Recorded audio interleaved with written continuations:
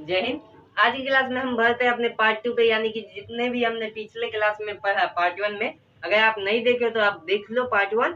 तो पार्ट 2 में आज हम जो भी जानकारी आपको देने वाले हैं यहाँ बोर्ड पे होगी। तो आज की क्लास में हम पढ़ने वाले हैं समतल दर्पण पर लंबवत पड़ने वाली प्रकाश की किरण का परावर्तन। ठीक है, इसके बारे में इससे आगे बढ़ेंगे।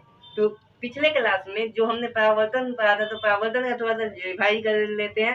परावर्तन के 2 नियम होते हैं। पहला कि आपतित किरण परावर्तित किरण और अभिलंब क्या होता है, एक रेखीय होता है। दूसरी बात थी कि आपतन कोण परावर्तन कोण क्या थे, बराबर थे। अब परावर्तन किसे कहते हैं, तो परावर्तन भी समझ लेते हैं। परावर्तन किसी पथ से, यानी कि कहीं किसी बस क्या करती है परावर्तन कि किसी दर्पण पर टकरा कर उसी पथ पर वापस लौट जाती है, यानी किसी वस्तु पर टकरा कर वापस लौट जाती है, उसे परावर्तन कहते हैं। ठीक है, अब पढ़ने वाले हैं हम लंबवत, यानी समतल दर्पण पर लंबवत पड़ने वाली प्रकाश की किरण। किस पे, तो समतल दर्पण पे। तो सबसे पहले समतल दर्पण बनाते हैं। क्या बनाते हैं, समतल दर्पण। ये क्या है हमारा समतल, ये क्या हो गया, इसे समतल यानी कि सीधा रखना है, सीधा रखना है। ठीक है, ये हमारा क्या है, अभी ये हमारा एक रेखा, ये अभी दर्पण नहीं है। जब तक कि आप दर्पण में कलई ना करो, यानी कि जब तक दर्पण को नीचे रंगो नहीं, तब तक वो दर्पण नहीं होगा। क्योंकि अगर यहाँ पे अगर ये दर्पण होता तो प्रकाश आर पार हो जाएगा, तो ये दर्पण नहीं लेंस हो जाएगा। तो इसके लिए हमें क्या करना पड़ेगा, यहाँ पे कलई करना पड़ेगा। कौन सा कलई होता है, तो AgBi यानी कि सिल्वर ब्रोमाइड। ठीक है, अब क्या कह रही है, समतल दर्पण पर लंबवत पड़ने वाली किरण। क्या कहती है, समतल दर्पण पर लंबवत पड़ने वाली किरण। लंबवत पड़ने वाली यानी कि 90 डिग्री का कोण बनाती हुई क्या कहती है, आपतित किरण है। क्या है, आपतित किरण। आपतित किरण क्या करती है, 90 डिग्री का कोण बनाती हुई आपतित किरण समतल दर्पण पे पड़ती है। तो अब ये परावर्तन के बाद क्या करेगी, तो ये परावर्तन के बाद इसी पथ पर वापस चली जाएगी। मतलब ये सीधी आई और सीधी चली जाएगी, यानी कि ना इधर मुड़ेगी ना उधर मुड़ेगी। ये क्या करेगी, जिस पथ पे आई थी, किस पथ पे आई थी, तो सीधे लंबवत आई थी, लंबवत ही वापस चली जाएगी। यानी कि जहां से आई थी, जिस डायरेक्शन से आई थी, उसी डायरेक्शन में चली जाएगी।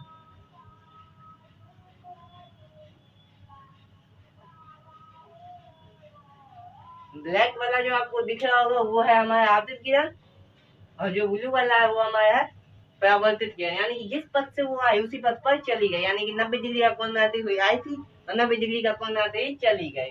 ठीक है, और यही अगर समतल दर्पण पे अगर आप कहोगे सर बीच में नॉर्मल भी आ जाता है, तो यही इसका नॉर्मल भी है और यही इसका आपतित किरण भी है। अभी ये क्या, यही इसका अभिलंब भी है, यानी नॉर्मल भी है, आपतित किरण परावर्तित किरण तीनों एक ही है।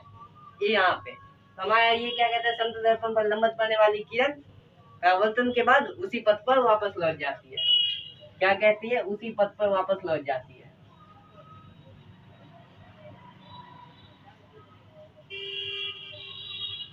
और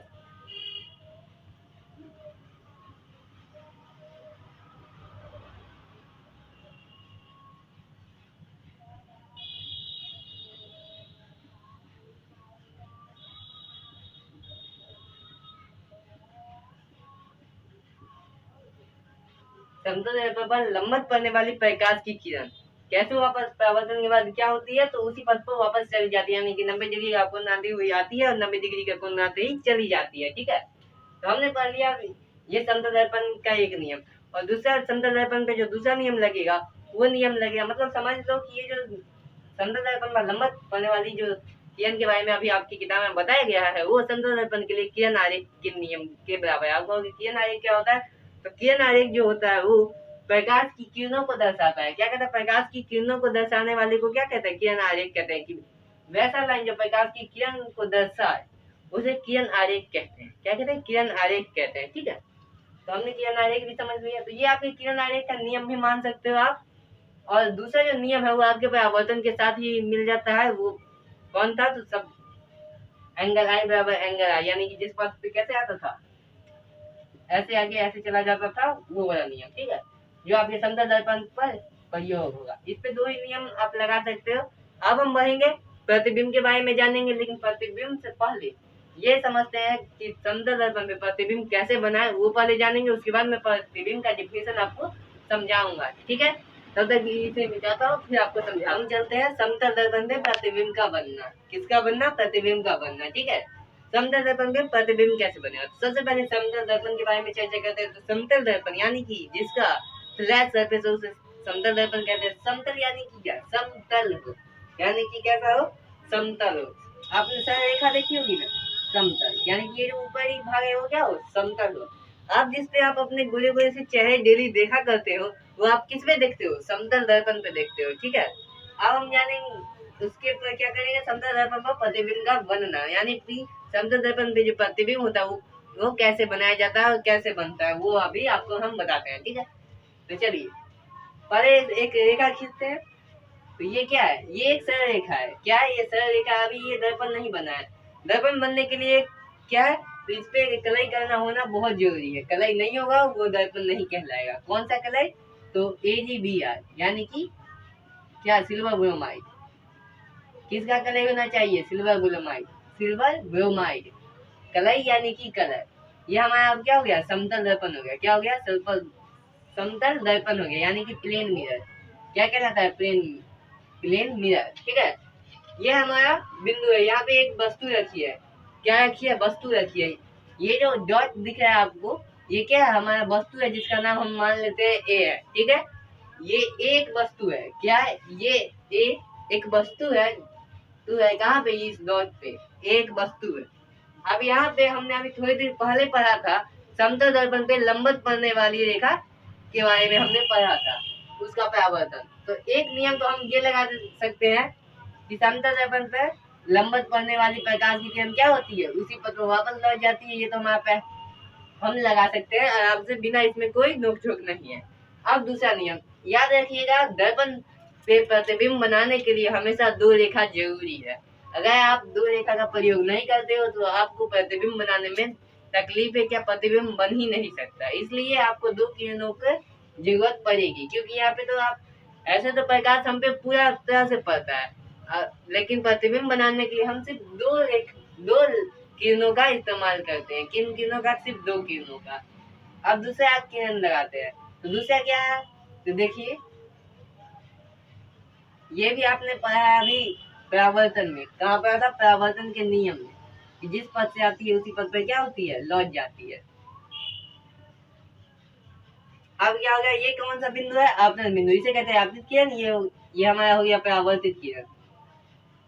क्या हो गया, परावर्तित किरण, ठीक है। और जो हमारा इस बिंदु से जो लंबवत रेखा पड़ी थी वो उसी पथ पर क्या हुई, वापस चली गई।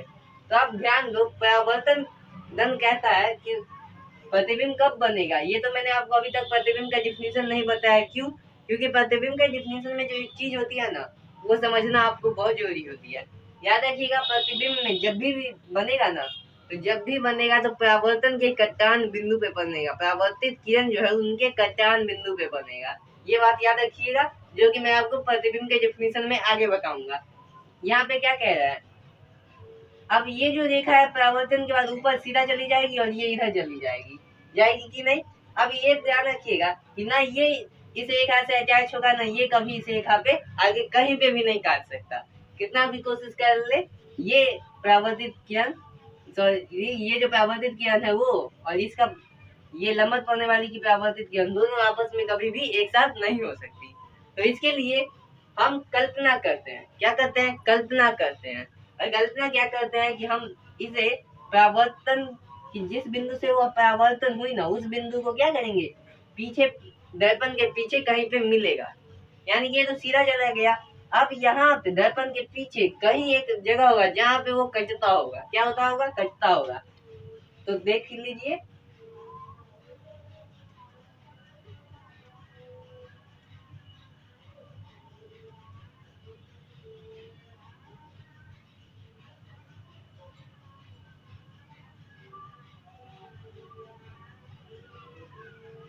याद रखिएगा, आप जब भी प्रतिबिंब बनाओ तो स्केल का यूज ज्यादा करो, क्योंकि अगर आप जानते हो कि जो किरण होती है यानी कि प्रकाश किरण वो सरल रेखा में गमन करती है, आप स्केल का प्रयोग ज्यादा करो। ये हमारी क्या है, परावर्तित किरण है। क्या है, परावर्तित किरण। ये तो परावर्तित किरण इधर गई थी, लेकिन ये क्या है, ये हमारी काल्पनिक परावर्तित किरण है कि हमारी जो परावर्तित किरण है वो यहाँ से क्या होती है, गुजरती है, यहाँ से निकल रही है। ये इसका नाम दे देते हैं A डैश। यहाँ पे हमारा क्या होगा, प्रतिबिंब बनेगा। अब कहोगे ये कैसे हो गया, एक सवाल आएगा आपके मन में कि ये दर्पण के पीछे क्यों बना। तो याद रखिएगा, प्रतिबिंब, जब भी आप प्रतिबिंब का डिफिनेशन पढ़ोगे ना, मैं आगे आपको बताऊंगा, तो वहां पे कहता है कि परावर्तन के कटान बिंदु पे या परावर्तन जहाँ पे मिलता है, परावर्तन के जो दो रेखा होते हैं ना, वो एक बिंदु पर आके मिलती है या मिलती हुई प्रतीत होती है, उसी को हम प्रतिबिंब कहते हैं।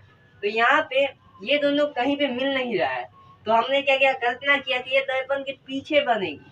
तो देखो, इससे तो एक चीज जरूर प्रूफ होगी कि समतल दर्पण में जितनी दूरी पर वस्तु रहता है ना, उतनी दूरी पर प्रतिबिंब बनता है। ये आपको यहाँ पे प्रूफ हो रहा है। और याद रखना कि जितनी साइज, जितना वस्तु का हो उतना ही साइज बना, क्योंकि देख लो इतनी लंबाई का था, इतना ही हुआ। मतलब यहाँ पे साइज और इसकी दूरी दोनों क्या होती है, एक दूसरे के बराबर होती है। तो ये क्या है, आभासी प्रतिबिंब बनेगा। एक बात और कि आपके जो आप चेहरा देखते हो अपने आईने में, वो काल्पनिक होता है। कैसा होता है, काल्पनिक होता है, वो रियल इमेज नहीं होता है। ठीक है, चलिए आगे बढ़ते हैं। तो यहाँ तक समझ में आ गया होगा प्रतिबिंब बनना। ये प्रतिबिंब बना यहाँ पे, आपको प्रतिबिंब का डिफिनेशन अभी तक समझ में नहीं आया होगा, तो हो सकता है कि यहाँ पे भी आपको दिक्कत हो रहा हो। तो मैं अभी आपको प्रतिबिंब भी समझा देता हूँ, उसके बाद आगे बढ़ेंगे। ठीक है, तो प्रतिबिंब यानी प्रतिबिंब जो कहता है,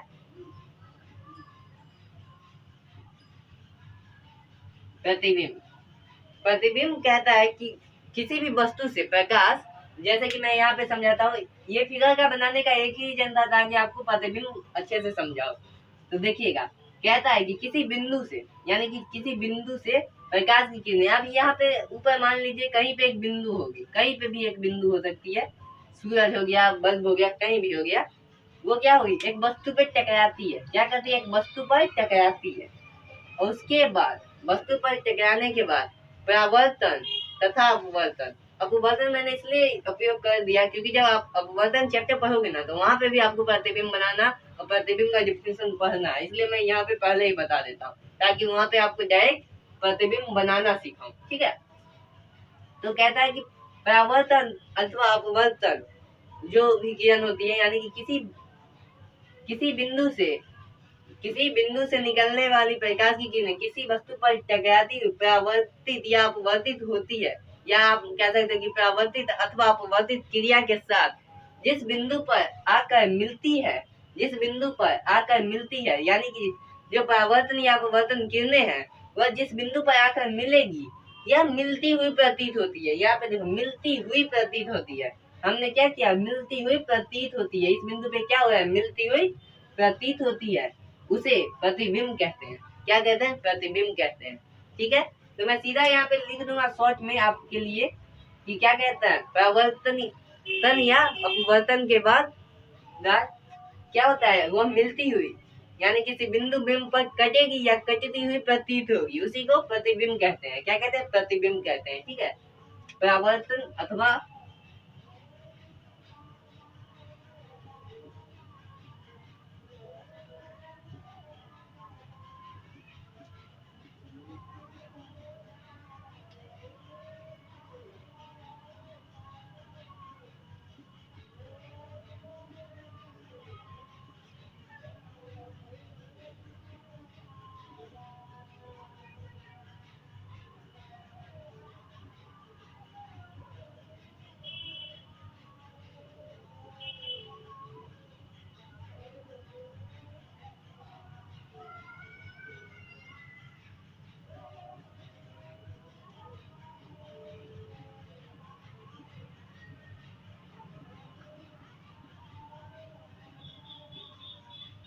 मैंने क्या लिखा है यहाँ पे, परावर्तन या अपवर्तन क्रिया के बाद किसी बिंदु बिंब पर मिलती है या मिलती हुई प्रतीत होती है। तो हमने यहाँ पे, यहाँ से समझिएगा, ये जो परावर्तन था, परावर्तन की जो किरणें थी यहाँ और ये दोनों तो निकल गया, ये दोनों कहीं पे मिलती नहीं। तो हमने कल्पना किया कि वो पीछे मिलेगी। कहाँ मिलेगी, दर्पण के पीछे मिलेगी। तो यहाँ पे क्या कह रहा है, मिलती हुई प्रतीत होती है। यह देखिए क्या कह रहा है, मिलती हुई प्रतीत होती है। परावर्तन क्रिया के बाद किसी बिंदु बिंब पर, ये क्या है, एक बिंब है, बिंब ही है ना, वहां पे मिलती हुई प्रतीत होती है। क्या हो रही है, मिलती हुई प्रतीत होती है, उसको क्या कहते हैं, प्रतिबिंब कहते हैं। तो आपने प्रतिबिंब समझ लिया। आप समझो, इसी डिफिनेशन से आप पता कर पाओगे कि कौन सा वास्तविक प्रतिबिंब होता है, क्योंकि प्रतिबिंब दो प्रकार के होते हैं, पहला वास्तविक, दूसरा काल्पनिक। तो देखो, काल्पनिक हो गया ये जो अभी मैंने आपको बताया कि दर्पण, समतल दर्पण पे हमेशा काल्पनिक प्रतिबिंब बनता है, यानी कि आभासी बनता है। क्या बनता है? आभासी, आभासी, ठीक है, प्रतिबिंब।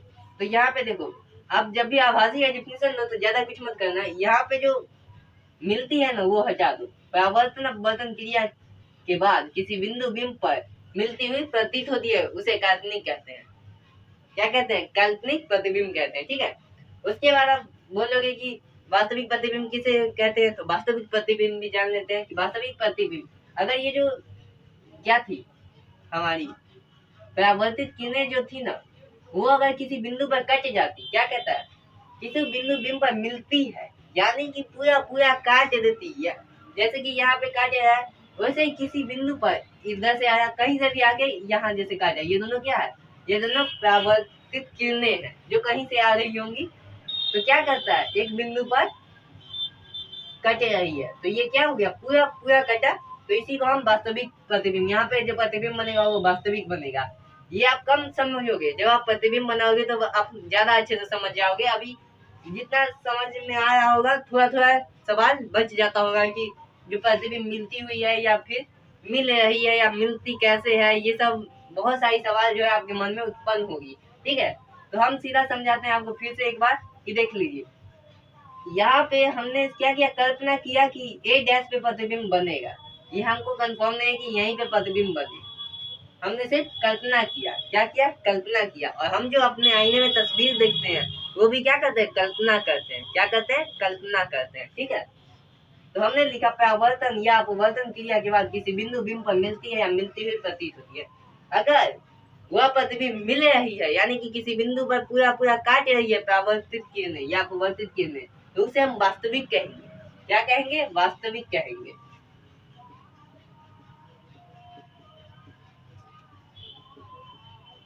वास्तविक क्या कहते हैं? वास्तविक। अगर मिलती है, यानी कि परावर्तित या अपवर्तित किरणें वहां पर पूरा पूरा मिल रही है या दो किरणों को एक दूसरे पर काट रही है, यानी कि पूरा पूरा काट देती है, तो वो वास्तविक। और वह सिर्फ आभास होती है। क्या होती है? सिर्फ आभास होती है, यानी मिलती हुई प्रतीत होती है, उसे हम कहते हैं काल्पनिक। क्या कहते हैं? काल्पनिक। काल्पनिक। वास्तविक को कहते हैं रियल इमेज, काल्पनिक को कहते हैं वर्चुअल इमेज, ठीक है, इंग्लिश में। प्रतिबिंब को इंग्लिश में इमेज कहते हैं। क्या कहते हैं? इमेज। तो हमने क्या लिखा? परावर्तन अपवर्तन क्रिया के बाद किसी बिंदु बिंब पर मिलती है या मिलती हुई प्रतीत होती है। आपको अब थोड़ा सा समझ में आ रहा होगा कि मिलती है तो वास्तविक, मिलती हुई प्रतीत होती है यानी कि हमें सिर्फ आभास होता है कि वो मिल रही है, तो काल्पनिक। और वही दोनों को अटैच कर दोगे तो बन जाएगा आपका प्रतिबिंब का डिफिनीशन। ये जो ए डैश था वो प्रतिबिंब है। कैसे? तो परावर्तन अथवा अपवर्तन क्रिया के बाद क्या हुआ? मिलती हुई, तो यहाँ पे मिलता हुआ तो कोई प्रतीत, मिलता हुआ तो नहीं दिख रहा है, तो मिलती हुई प्रतीत हो रही है। क्या हो रही है? मिलती हुई प्रतीत हो रही है। क्या हो रही है? मिलती हुई प्रतीत हो रही है। तो क्या हो गया? ये बन गया हमारा आभासी प्रतिबिंब। कैसा बना? आभासी, यानी कि काल्पनिक बन गया। आभासी, काल्पनिक, वर्चुअल, तीनों एक ही है।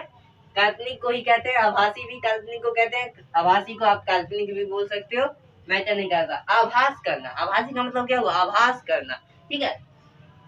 तो परावर्त, ये तो आपको समझ में आ गया होगा कि प्रतिबिंब क्या होता है और कैसे। इसे लिखने के लिए अगर आप चाहो तो इसे और भी लंबा कर सकते हो। जैसे कि आप अटैच कर दो, किसी बिंदु बिंब से निकलने वाली प्रकाश की किरणें। क्या कहती है? किसी बिंदु बिंब से निकलने वाली प्रकाश की किरणें किसी वस्तु पर पड़ती है। क्या कहती है? किसी वस्तु पर पड़ती है और उस वस्तु पर पड़ने के, नहीं, जैसे वस्तु पे पड़ने के बाद किसी दर्पण पे भी पड़नी चाहिए। ऐसे कर किसी बिंदु बिंब से निकलने वाली प्रकाश की किरणें किसी दर्पण पे पड़ती है। क्या करती है? किसी दर्पण पे पड़ती है और परावर्तन अथवा अपवर्तन क्रिया के पश्चात, यानी कि बाद, परावर्तन अथवा अपवर्तन क्रिया के बाद जो परावर्तित किरणें अथवा अपवर्तित किरणें जिस बिंदु बिंब पर जाकर क्या होती है? मिलती है या मिलती हुई प्रतीत होती है, उसे प्रतिबिंब कहते हैं। बड़ा हो गया आपके लिए।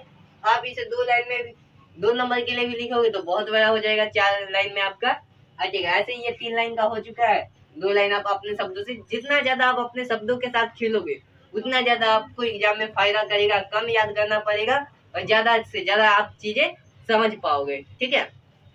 अब यहाँ तो हमने प्रतिबिंब पढ़ लिया, वास्तविक भी समझ में आ गया, काल्पनिक भी समझ में आ गया। अब हम आपको समझाते हैं कि जो समतल दर्पण पे प्रतिबिंब का बनना है ना, वो कैसा होता है। ठीक है, यहाँ पे बताते हैं प्रतिबिंब की विशेषताएं बताते हैं। क्या बताते हैं? प्रतिबिंब।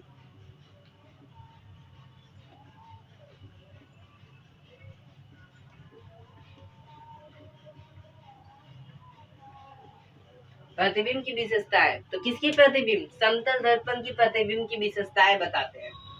आपको अभी अभी मैंने बताया, ये जो दोनों का डिस्टेंस होता है ना, यानी कि जो वस्तु का डिस्टेंस होता है और जो प्रतिबिंब का डिस्टेंस होता है, वो क्या होता है? बराबर होता है। मैं यहाँ पे क्या लिखता हूँ? वस्तु।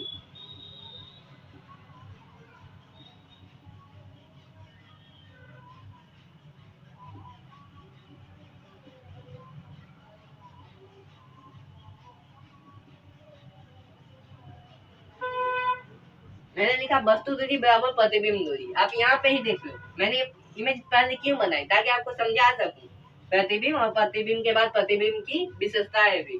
तो देखो, ये जितने डिस्टेंस पे यहाँ पे है, उतने ही डिस्टेंस पे ये यहाँ भी है। ठीक है, तो क्या हो गया? वस्तु की दूरी, यानी कि हम जितने समतल दर्पण के आगे खड़े होंगे, हमारी प्रतिबिंब समतल दर्पण की उतनी ही पीछे होगी। यानी कि जितने दूरी पे हम होंगे, हमारा प्रतिबिंब दर्पण से उतनी ही दूरी पर होगा जितनी दूरी पर हम खड़े हैं। यानी कि अगर हम दर्पण से 10 मीटर की दूरी पे हैं, तो हमारा प्रतिबिंब हमसे 20 मीटर की दूरी पे बनेगा और आईने से 10 मीटर की दूरी पे बनेगा। ठीक है, अब बोलते हैं कि जो प्रतिबिंब में होता है समतल दर्पण में, वस्तु की जितना साइज होता है, यानी कि वस्तु का जो आकार होता है, वही प्रतिबिंब का भी आकार होता है। कैसा होता है? वस्तु के आकार, प्रतिबिंब का आकार। यानी कि वस्तु का जो आकार होता है, दूसरा विशेषताएं क्या हो जाती है? वस्तु का आकार, आकार साइज क्या होता है? आकार यानी साइज, आकार बराबर प्रतिबिंब का आकार।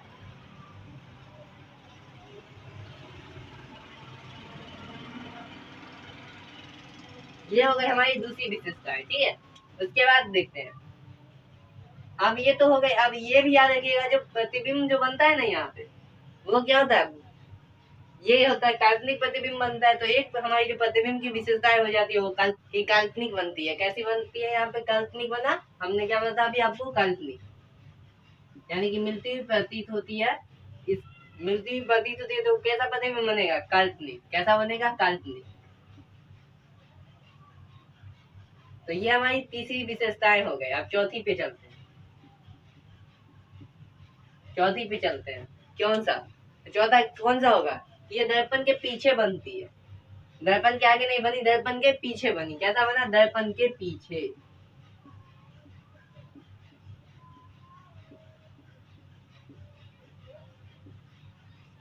कैसा बना हमारा प्रतिबिंब? दर्पण के पीछे बना। कैसा बना? दर्पण के पीछे बना। अब दूसरी बात देखते हैं कि दर्पण के पीछे बना, एक और विशेषता होती है हमारे प्रतिबिंब में कि वस्तु की अपेक्षा ये समतल दर्पण में क्या होती है? सीधा बनता है। कैसे? आप समझाते हैं।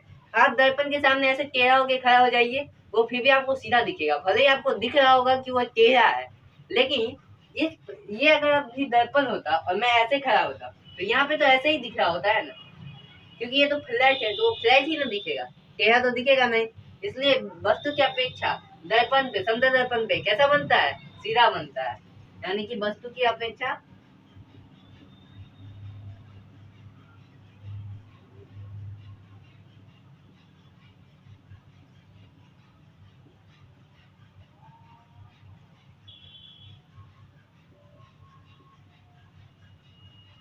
वस्तु की अपेक्षा कैसा बनता है? सीधा बनता है। क्या? तो हमारा प्रतिबिंब।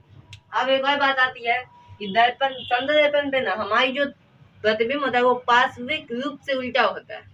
पार्श्विक, थोड़ा सा नाम कठिन है, ठीक है। ठीक है, यहाँ पे लिख देते हैं हम। कहाँ पे लिखे? जगह तो हमने बनाई नहीं, यहाँ पे लिखते हैं आपको।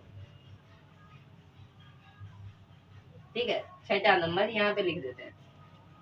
क्या कहता है? पार्श्विक रूप से उल्टा।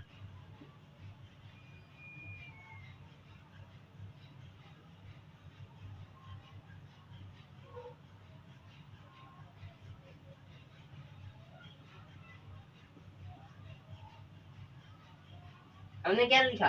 पार्श्विक रूप से उल्टा। क्या लिखा? पार्श्विक रूप से उल्टा। इसे हम अभी आपको समझाएंगे। यहाँ पे अगर आपको कुछ लिखने के लिए अच्छा लगता हो, या कि आपको नोट्स में लिख ले, तो यहाँ से लिख लीजिए, मैं हट जाता हूँ। ठीक है,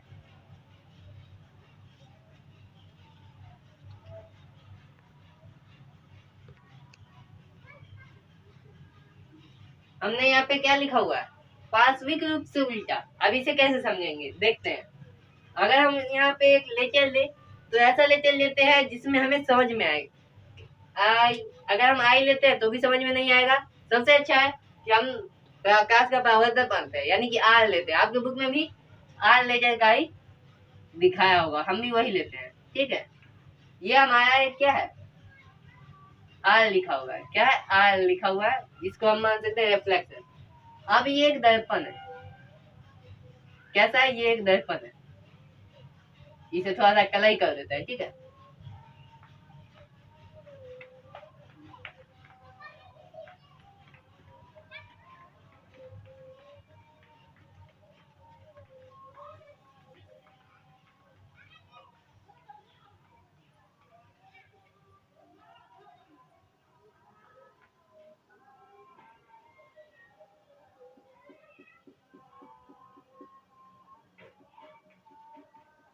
ये हमारा क्या हो गया, दर्पण हो गया। अब जो पार्श्विक रूप कहता है ना, उसका मतलब होता है कि जो हमारा लेफ्ट हैंड होगा वो राइट दिखेगा, जो राइट हैंड होगा वो लेफ्ट दिखेगा। जब भी आप बाल सीखते होंगे तो आपको कभी कभी कंघी ना गलत तरीके से लगता होगा कि दिखता ही नहीं होगा। आप सीखना चाहते हो आगे का पोर्शन, आप यहाँ कर रहे होते हो आप, तो उसमें दिक्कत होता होगा आपको। वैसे ही यहाँ भी होता है। क्यों होता है, तो देखिएगा।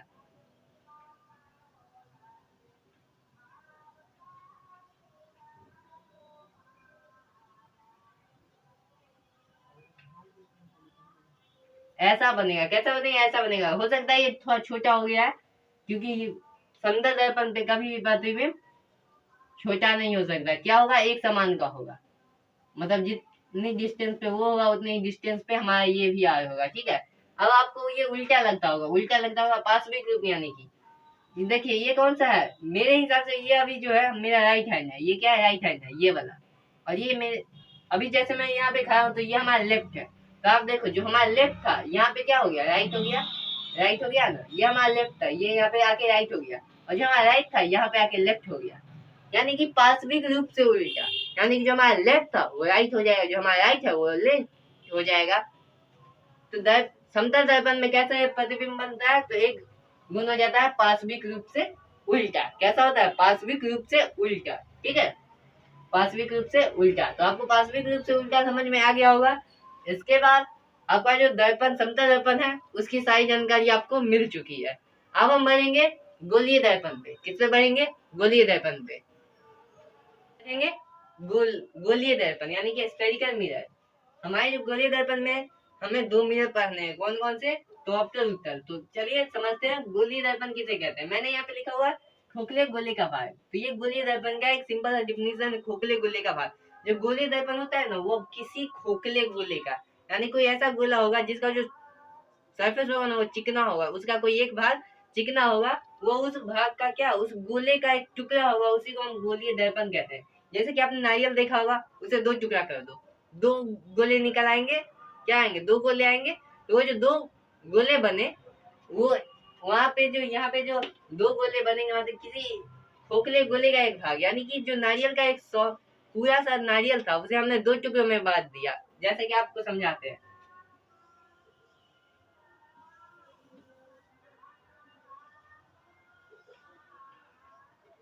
मान लीजिए एक गोला है, इस क्या कहता है, खोखले गोले का भाग। ये अंदर से क्या है, खोखला है। क्या है, खोखला है। अब क्या करते हैं हम इसे, अब ये बन गया दर्पण। ये अभी दर्पण नहीं बना, ये क्या है, खोखले गोले का एक भाग बना। ये एक भाग, ये दूसरा भाग बना ना। तो उसी को कहते हैं गोलीय दर्पण। किसे कहते हैं, वह एक खोखले गोले का भाग होता है, उसे गोलीय दर्पण कहते हैं। अब गोलीय दर्पण में ना दो दर्पण आते हैं। गोलीय दर्पण में कितने दर्पण आते हैं, दो। पहला आता है अवतल। अवतल इंग्लिश में कहते हैं कॉनकेव, और दूसरा होता है उत्तल, इसे इंग्लिश में क्या कहते हैं, कॉन्वेक्स। तो याद रखिएगा। अब अवतल दर्पण किसे कहते हैं, उत्तल दर्पण किसे कहते हैं। बहुत लोगों को इसमें बहुत ज्यादा दिक्कतें आ जाती है, तो मैंने आपके लिए एक सिंपल टेक्निक लगाया है जिससे आपको अवतल उत्तल के डिफिनेशन करने में ही आप उससे जब आप अवतल दर्पण बना रहे हो तो उसमें दिक्कतें ना आए। अवतल देखिएगा, यानी अंदर, यानी कि कह रहा है अंदर, तो इसमें ना अंदर से कलई ना करे। अवतल लिखा हुआ है मतलब अंदर में कलई मत करना। क्या करना, अंदर में कलई मत करना। ठीक है, यहाँ पे जो यहाँ पे जो है अगर मैं इसे अंदर में कलई ना करता तो ये अवतल बन जाएगा, लेकिन थोड़ा सा ना ये आपको समझने में दिक्कत करेगा, तो इसे छोड़ो, इस पे करते हैं। ये हमारा जो अंदर का भाग है, अंदर का भाग, उसे कलई मत करो, इसे कर दो। जब तक कलई नहीं करोगे तब तक ये दर्पण नहीं बनेगा। क्या नहीं बनेगा? दर्पण नहीं बनेगा।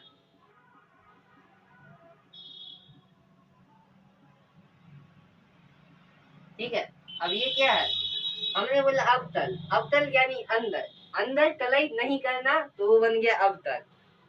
अ यानी अंदर, यहाँ पे न मत समझना, अ यानी अंदर समझ के अंदर कलई मत करना। यहाँ पे उत्तल यानी उठल, जो उठा हुआ है उसे कलई मत कर, इसके अंदर में कर दो, इसके अंदर में कर दो। यहाँ पे मैं कर सकता था बाहर से ताकि ये अवतल बन जाता, लेकिन आपको समझ में नहीं आता, क्योंकि आपको देखने के लिए इस डायरेक्शन से आना पड़ता। अगर ये अवतल में बना देता, अब आपको समझ में आएगा। उठल यानी उत्तल और अंदर यानी कि अवतल। अंदर में रंगना कलई किया हुआ नहीं होना चाहिए, यानी कि अंदर में आप रंगो मत।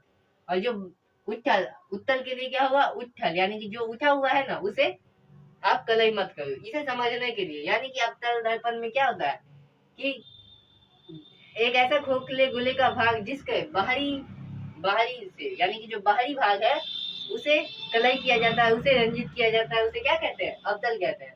और उत्तल में इसे भीतर से कलई किया जाता है या भीतर से रंजित किया जाता है, उसे क्या कहते हैं? उत्तल कहते हैं। क्या कहते हैं? उत्तल कहते हैं। ठीक है, तो आपको अवतल उत्तल समझ में आ गया होगा किसे कहते हैं। तो मैं आपको अलग सा एक प्रतिबिंब बना देता हूँ जो आपको समझ में आए। ठीक है, ये क्या है? ये खोखले गोले का भाग है, साफ साफ नहीं दिख रहा होगा आपको।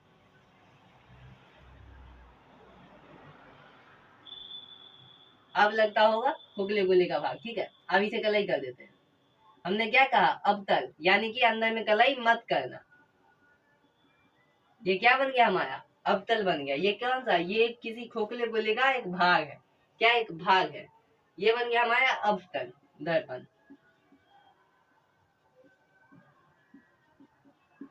अवतल यानी कि अंदर में कलई मत करे, इससे आपको ज्यादा दिक्कतें नहीं होंगी जब आप दर्पण बना रहे होगे। ठीक है। अब उत्तल यानी कि उठल, अगर मैं ऐसा भी बनाऊं, ऐसे भी बना दूं सेम तरह। हम कहाँ पे थे? उत्तल दर्पण की बारे में बात कर रहे थे। उत्तल, उत्तल यानी कि उठल। मैंने यहाँ पे बताया कि अब अगर हम ऐसे भी ले, यानी कि ये जो हमारी जो रेखा है, जैसे मैंने अवतल दर्पण की रेखा गोलीय दर्पण बनाया वैसे भी ले तो भी बन सकता है। जैसे कि उत्तल यानी कि इधर कलई नहीं करना, अंदर से कर दो, इधर से कर दो कलई अंदर से। इसमें भी AgBr यानी कि सिल्वर ब्रोमाइड का ही क्या होता है? कलई होता है। किसका होता है? Silver bromide. अब क्या होगा? ये बन गया हमारा उत्तल। इसे उत्तल बनाने के लिए मैं ऐसे भी बना सकता था और इसे क्या कर सकता था? कलई कर देता। क्या बन जाता हमारा? ये बन जाता उत्तल। ठीक है, अब हम जो अब गोलीय दर्पण पे जो बात आती है ना, अब हम बताएंगे गोलीय दर्पण में जो हमारी इसके बाद जो आएगी वो आती है गोलीय दर्पण की कुछ विशेषताएं जिसे हमें जानना चाहिए। उसके बाद गोलीय दर्पण में जो अवतल और उत्तल दर्पण के लिए किरण आरेख है उसके बारे में पढ़ेंगे, और फिर उसके बाद हम प्रतिबिंब बनाएंगे। ठीक है, तो चलिए इसे मिटाते हैं।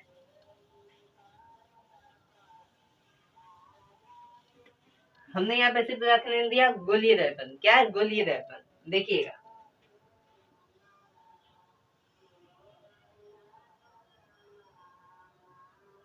ये क्या हुआ? हमारा गोलीय दर्पण है। क्या है? गोलीय दर्पण है। अब मैं इसे अगर रंग दू, क्या करूं? रंग दू।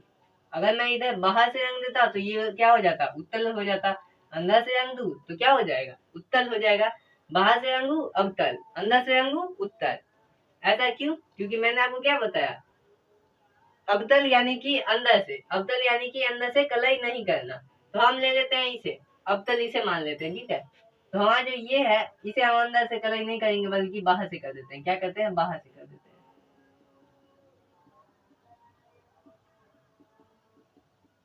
ये हमारा क्या हो गया? ये जो हमारा ये हो गया हमारा अवतल दर्पण।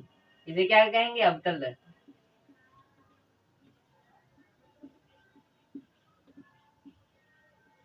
मेरे ख्याल से ये अच्छा नहीं लग रहा है। क्या नहीं लग रहा है? अच्छा नहीं लग रहा है। इसे थोड़ा अच्छे से कलई करना। कैसे कलई करना है? अच्छे से।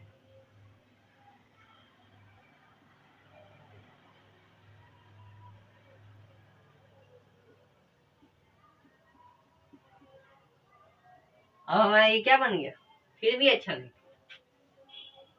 याद रखना, ये जो फिगर बनाओ ना वो अच्छे बनाओ, अच्छे लगते हैं।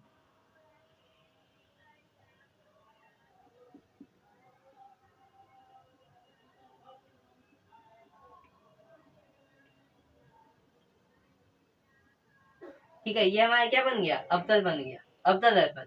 इसी को हम अंदर से रंग देते हैं। क्या करते हैं? अंदर से रंग देते हैं। ये हमारा क्या बन जाएगा? अवतल बन जाएगा। क्या बनेगा? अवतल। क्योंकि अवतल का मतलब क्या होता है? उत्तल। सॉरी, अवतल बोल रहा था, उत्तर। ये हमारा क्या बन जाएगा? उत्तर। अब कहाँ से भी जब भी कलई करो ना, तो याद रखना, जब भी किसी भी दर्पण पे आप कलई करो तो उसके दाहिने तरफ कलई करो।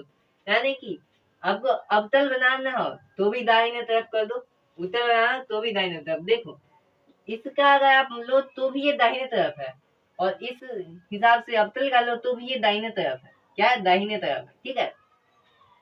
अगर मैं इसे ऐसे कर देता और कहता उत्तल बनाओ, उत्तल बनाने के लिए बोल देता तो उत्तल यानी कि अंदर से दाहिने तरफ से, और अवतल बोल देता तो आप इधर से रंगते, इधर से रंगते, यानी कि बाईं ओर से रंगते, इस रेखा की बाईं ओर से रंगते। आप कहोगे सर आपने तो कहा था दाईं ओर से रंगने के लिए, तो यहाँ पे दाईं ओर का काम नहीं करेगा। इसलिए आप याद ऐसे करना कि अवतल यानी कि अंदर में कलई नहीं करना, और उत्तल यानी कि उठल, जो उठा हुआ सासिया है, यानी कि जो ये उठा हुआ है उस पे कलई नहीं करना है, और बाकी सब पे कलई कर दो। ठीक है। ये हमारा बन गया क्या? उत्तल। ये बन गया हमारा उत्तल दर्पण। कौन सा दर्पण? उत्तल दर्पण। ठीक है। अब एक समांतर रेखा गुजारते हैं। क्या गुजारते हैं? समांतर रेखा, ताकि आपको समझ में आए। ऐसे आप मैथ में जब स्पेरिकल के बारे में पढ़ रहे थे, स्पेयर पे, तो आपने पढ़ा होगा, या फिर सर्कल पढ़े होंगे तो आपने पढ़ा होगा कि एक हमारा क्या होता है? बिंदु होता है, उसे हम रेडियस कहते हैं, या फिर एक रेखा होता है जो इन दोनों को क्या करता है? बराबर भागों में बांटता है, उसे हम डायमीटर कहते हैं। क्या कहते हैं? डायमीटर कहते हैं। और इसका जो सेंटर पॉइंट होता है, सेंटर पॉइंट, उसके यहाँ तक जो डिस्टेंस आती है उसे हम रेडियस कहते थे। क्या कहते थे? रेडियस कहते थे कि नहीं? त्रिज्या कहते थे, त्रिज्या कहते थे। और इसे क्या कहते हैं? डायमीटर। क्या कहते हैं? डायमीटर। आपने मैथ में पढ़ा होगा। तो यहाँ भी सेम है। ये जो बिंदु है ना, ये बिंदु जो आपको सेंटर वाली बिंदु दिख रही है, इसे हम वक्रता त्रिज्या कहते हैं, यानी कि वक्रता त्रिज्या कहते हैं। वक्रता यानी कि गोलीय भाग का त्रिज्या, वक्रता त्रिज्या। इसे क्या कहते हैं? वक्रता त्रिज्या, इंग्लिश में कर्वेचर कहते हैं।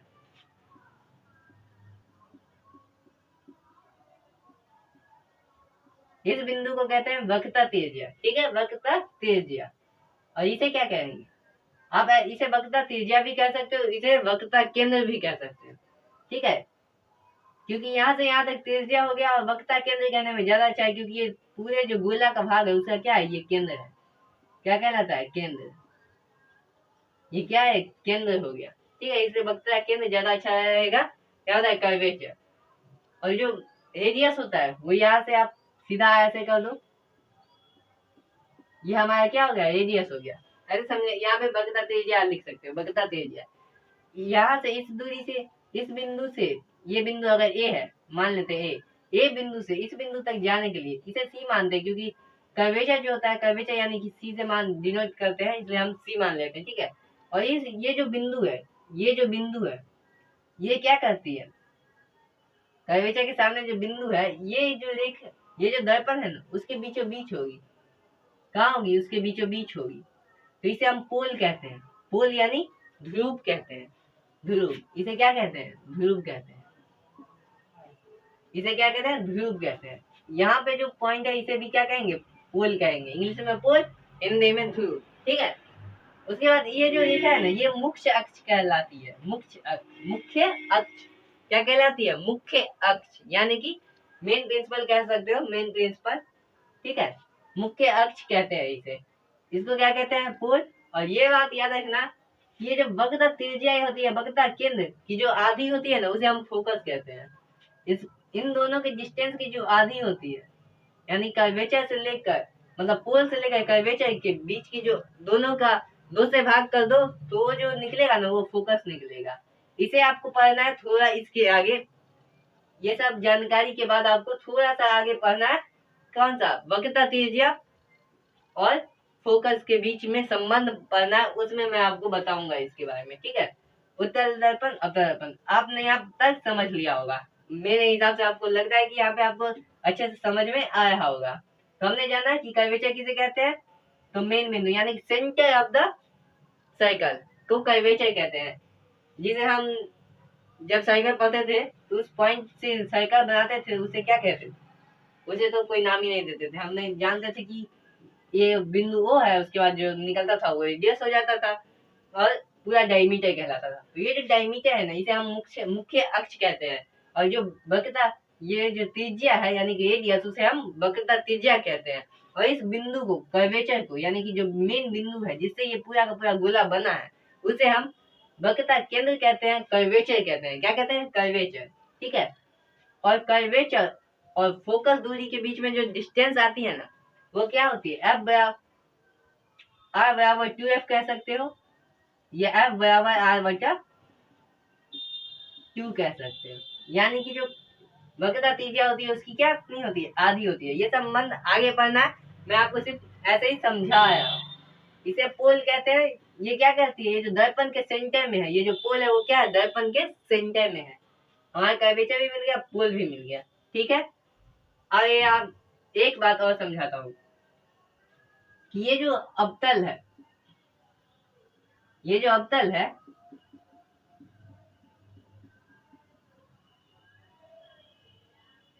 समझिएगा, इसका जो पोल है ये यहाँ पे आता है और ये कर्वेचर, मान लीजिए ये हमारा कर्वेचर है तो ये हमारा सेंटर क्या हो जाएगा, फोकस। यानी कर्वेचर पोल के बीच के फोकस कहते हैं, बीच यानी कि आधी, कर्वेचर की आधी फोकस कहलाती है, ठीक है। और अब इसमें देखना, इसमें क्या होगा, इसमें अगर आप सोचो कि ये इधर आया तो इधर कर देते हैं तो आप गलत हो जाओगे, क्योंकि ध्यान रखना ये जो सर्कल है वो इधर से बनी है, किधर से बन रही है, ध्यान से देखो, ये सर्कल इधर बन रही है।